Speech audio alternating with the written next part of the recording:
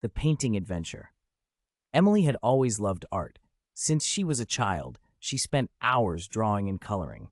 Now, at 16 years old, she wanted to try something new, painting.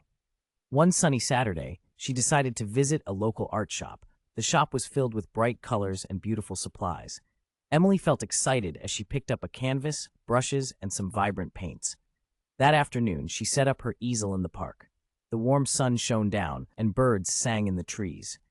Emily looked around for inspiration. She saw a big old tree with green leaves and colorful flowers blooming nearby. Perfect, she thought. As she began to paint, she lost track of time. The colors danced on the canvas and she felt happy.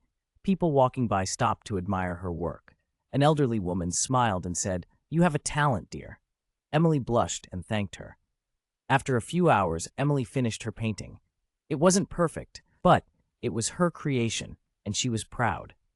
She packed up her things and headed home, her heart full of joy. That evening, she hung the painting on her bedroom wall. Every time she looked at it, she remembered her adventure in the park. Painting had become her new favorite hobby, and she couldn't wait to explore more.